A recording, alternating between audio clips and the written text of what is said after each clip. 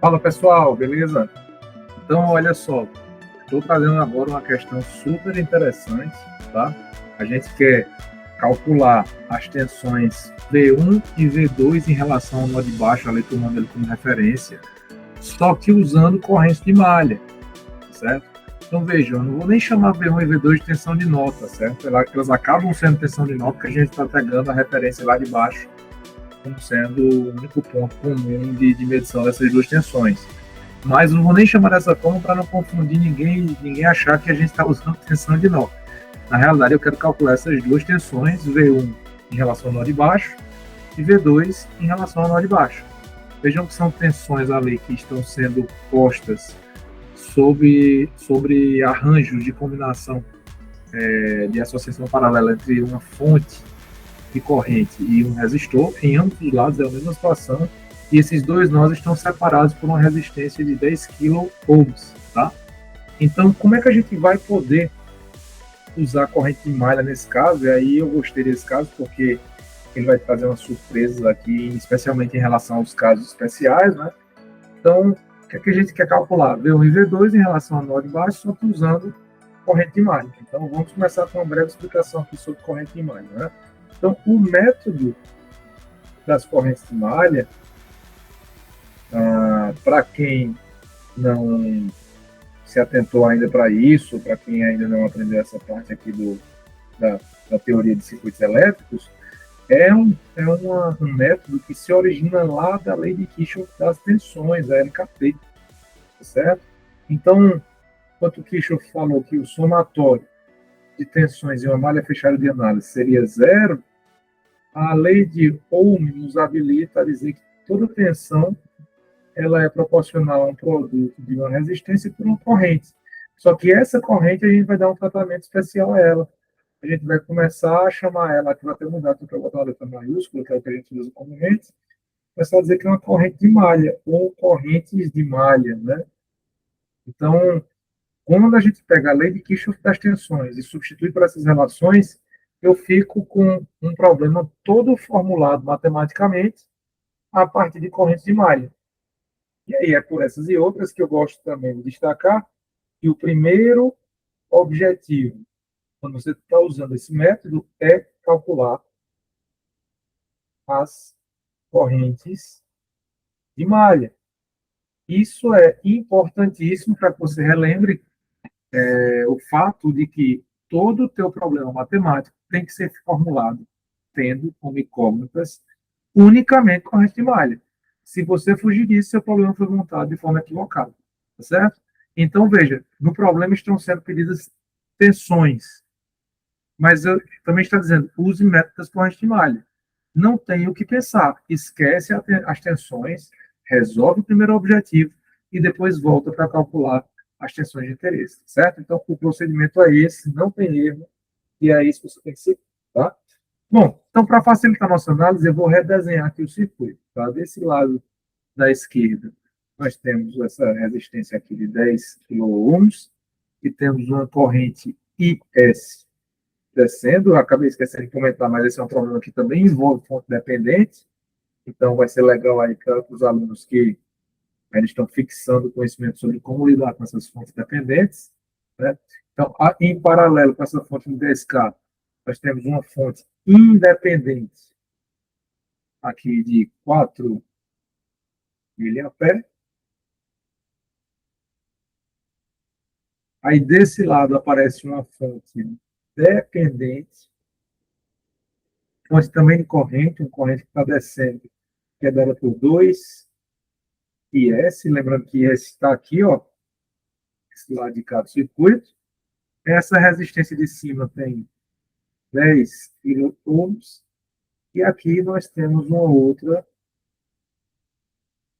resistência também de 10 kΩ, certo?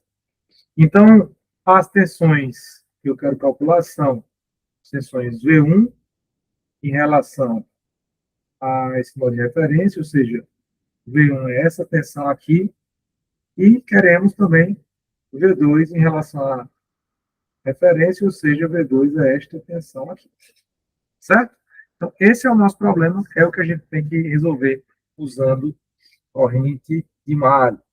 Aí vamos lá, como é que funciona a tal da corrente de malha?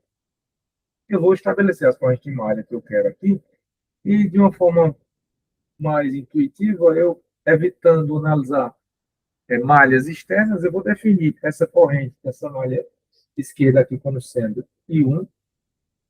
Eu vou definir essa corrente de malha aqui central como sendo 2 e essa outra aqui como sendo 3. Uma vez que você definiu quais as correntes de malha que você vai analisar, você tem que checar se tem casos especiais, né? Ou seja, quando eu pergunto se tem caso especial, tem o caso especial do tipo 1, que é quando nós temos basicamente uma única corrente de malha passando por uma fonte de corrente. Então, aquela corrente de malha acaba já sendo conhecida de forma direta. E nós temos o caso especial 2, que no caso especial 2, se vocês lembrarem, né, no caso especial 2, a gente vai ter a situação de duas correntes de malha compartilharem uma fonte de corrente.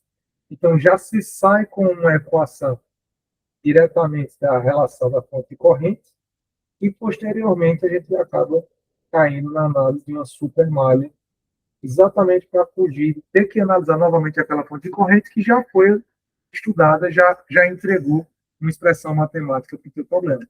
Tá bom? Então, sempre que você recair no problema do caso especial 2, você vai ter que passar para uma análise supermalha. Tá certo? Agora, esse caso é interessante em vários aspectos. Tá? Por vários aspectos. Por quê?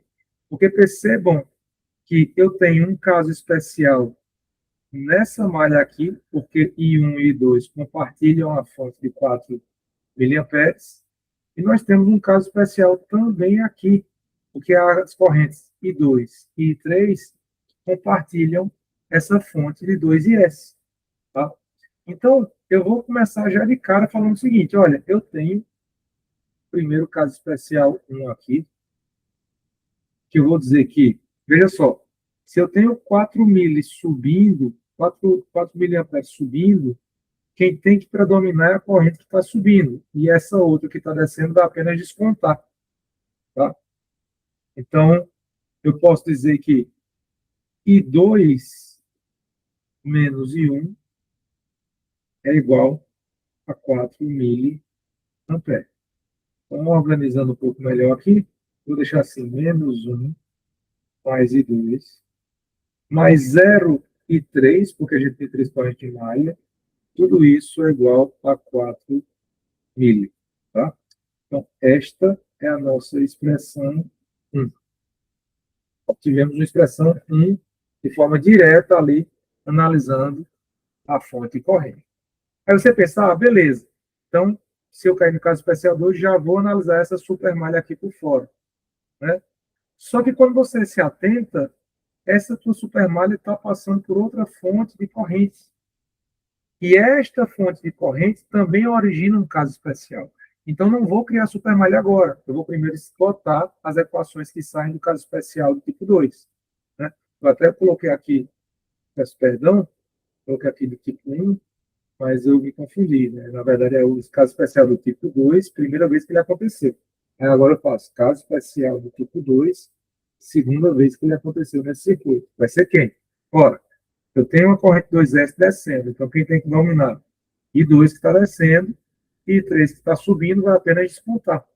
Tá bom? Então eu tenho aqui I2 menos I3 é igual a 2IS.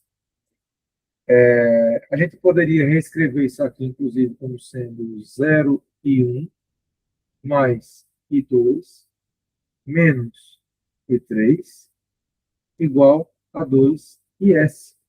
Mas percebam que IS não é corrente de malha,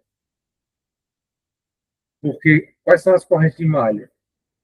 As nossas correntes de malha são as correntes de malha são I1, I2 e I3. Então, se IS não está nesse rol de correntes de malha, eu não posso seguir com IS. Mas eu tenho que fazer o quê? Eu preciso representar as variáveis que não fazem parte daquele primeiro objetivo, no caso corrente de malha aqui, preciso representar em função das correntes de malha. Aí não tem muito segredo, porque se S está descendo aqui, a gente logo percebe que S vai coincidir com menos I1, porque I1 está subindo nesse ramo, né? I1 vai subir aqui e S está descendo. Então, na realidade, se eu pegar menos I1, eu vou estar pegando ali o IS. Então, digo aqui, ó, sabendo que IS é igual a menos I1 menos I1, a gente já pode fazer aqui um tratamento das equações. Né? Então, veja, onde apareceu o IS aqui, eu vou fazer o quê? Então, logo, eu vou ter aqui, ó, 0 e 1 mais I2 menos I3 igual a 2 vezes IS, que é menos I1. Aqui. Então, posso passar esse menos 2 e 1 para cá, do lado esquerdo vai ficar positivo, então vou ficar com a equação agora que vai ser 2 e 1, ok? 2 e 1, mais e 2, menos e 3, tudo isso igual a zero. Então, esta é nossa equação número 2. Está resolvido, professor? Não está. Porque eu só obtive duas equações, eu tenho três correntes de malha, então eu tenho que analisar a terceira malha. Se eu tenho esta supermalha e já peguei informação dessa fonte, e eu tenho esta supermalha e já peguei informação dessa fonte, não tem muito o que pensar. Eu vou pegar uma supermalha e vai passar por fora de tudo, ok? Passar por fora de tudo. E aí, como é que vai ficar essa pontinha dessa supermalha? Vamos lá. Eu vou começar nessa direção aqui, e um estabelece um. E aí, veja, esqueçam as correntes e tensões reais. Eu estou aqui olhando só a corrente de malha. Então, nessa malha I1 estabelece mais aqui, menos aqui. Esta malha I2, quando passa aqui nesse 10 kΩ em cima, é mais aqui, menos aqui, porque a corrente tem sempre que entrar no mais, porque os resistores são elementos passivos. A I3 vai impor uma tensão aqui, ó, mais em cima, menos embaixo. Então, como é que vai ficar esse cálculo? Eu vou ter 10 kΩ vezes I1. Então, vamos lá. Vamos lá. Vou colocar aqui, ó, super malha. Eu tenho 10K vezes I1. Aí subiu. Aí cheguei aqui nesse mais, ó. Então mais 10K mais 10K vezes I2, certo? Aí agora eu tenho lá no final, ó, mais 10K vezes 3.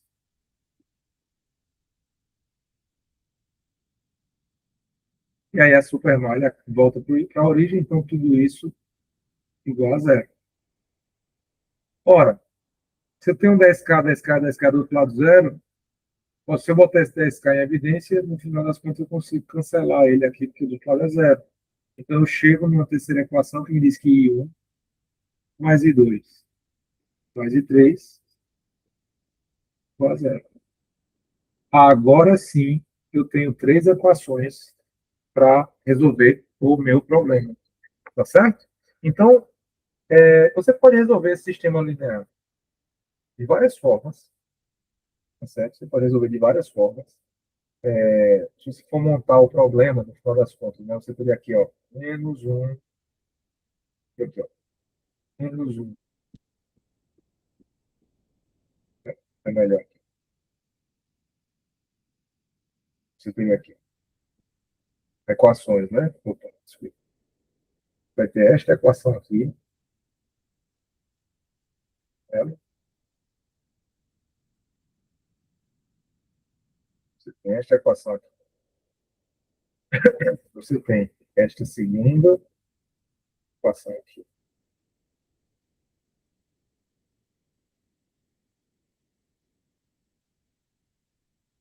E você tem esta terceira equação aqui.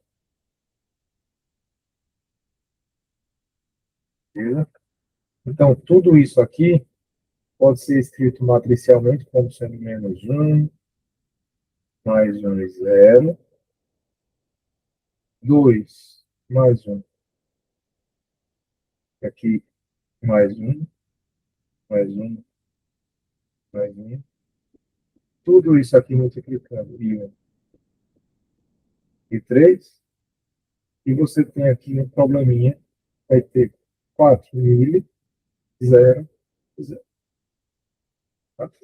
Então, vejam, você montou um sistema linear, você pode resolver isso aqui de diferentes formas, usando câmera, seja lá o que for. A escolha é sua, tá bom? Eu aqui vou fazer o seguinte, eu vou fazer com uma lógica aqui de eliminação, que eu vou associar primeiro, aí é a opção, tá, gente? Só para ilustrar aqui, porque é uma forma que eu vejo que os alunos tentam fazer, então eu vou tentar fazer esse exemplo, até para dar uma orientada nisso. Mas vocês poderiam usar Kramer, vocês poderiam usar, enfim, diagonalização da matriz, a inversão mesmo aqui, se vocês quisessem, tá bom? Mas olha só, se eu associar aqui a equação 1 e 2, tá? Eu teria aqui, então, assim, menos I1, mais I2,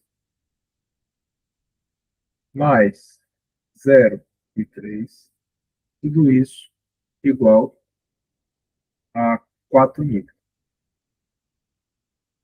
E na 2 eu tenho aqui 2 e 1, mais e 2, menos e 3, igual a 0. Eu tenho que fazer aqui uma escolha para eliminar. Eu vou querer eliminar aqui logo o 2, está mais fácil aqui, só vou trocar o sinal. Então, eu posso aqui multiplicar por menos 1 essa de cima, por exemplo, eu ficaria com I1 menos I2 menos 0 e 3 igual a menos 4.000.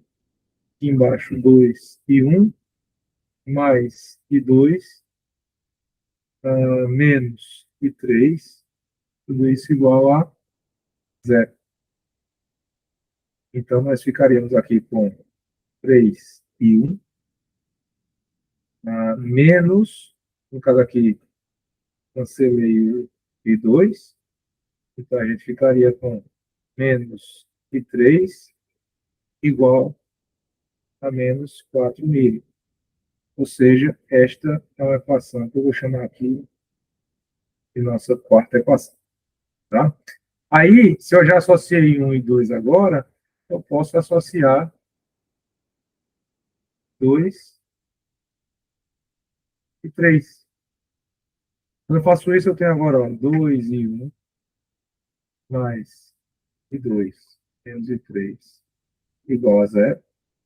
E da equação 3, nós temos aquela somatória das três correntes dando 0. Então, fica I1 mais I2 mais I3. Tudo isso igual a 0. O que é que eu vou ter que fazer aqui? Se em cima nós eliminamos I2, aqui eu também tenho que buscar eliminar I2, porque aí eu fico agora com duas novas equações em função só de duas incógnitas, né? Então, para fazer isso, eu vou multiplicar, por exemplo, essa de baixo aqui, ó, com menos 1.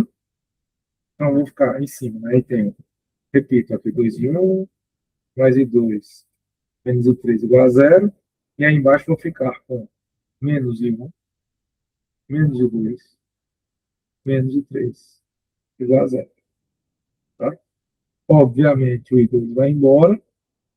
Eu vou ficar, então, aqui com I1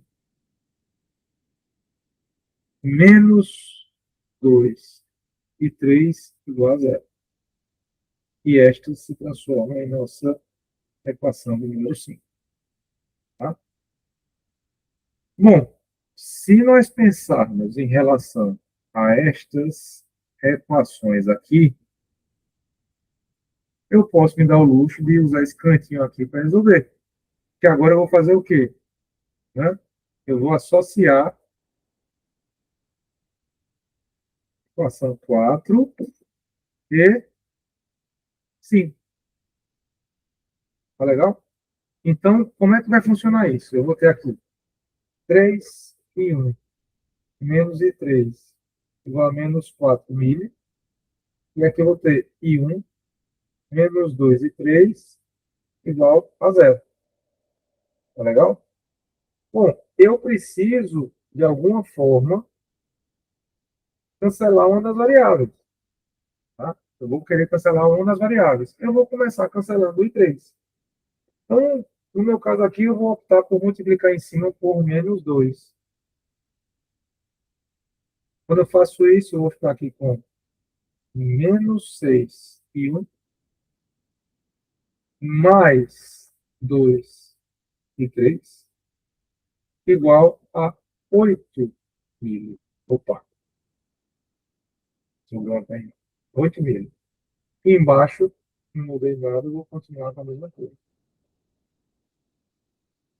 Resultado, cortei o 3 aqui, vou ficar, então, com menos 6 mais 1 vai dar menos 5 e 1, tudo isso igual a 8 milho. Ou seja, a corrente de malha I1, ela nesse caso vai ser igual a menos 1,6 miliampere.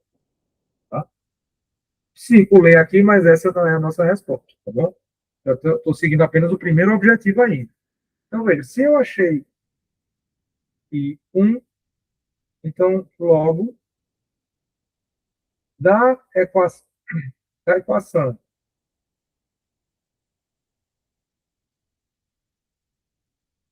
da equação 4, por exemplo, ou 5, vou pegar aqui assim, é mais fácil. Né? Se eu pegar a equação 5, o que é que vai acontecer? Vamos lá, 5 está aqui. Ó. Então, tenho I1 menos 2 e 3 é igual a zero. Ou seja, quem foi 1? Menos 1,6 milho, menos 2 e 3 igual a zero. Eu posso passar o 2 e 3 do outro lado positivo, vai ficar igual a menos 1,6 milho. Ou seja, eu consigo achar que o 3 é igual a menos 1,6 milhas sobre 2. Resultado, e 3 é igual a menos 0,8 miliampere. Igual está a dizer, só estou cumprindo o primeiro objetivo. Então, achamos de 1, achamos de 3, falta de 2.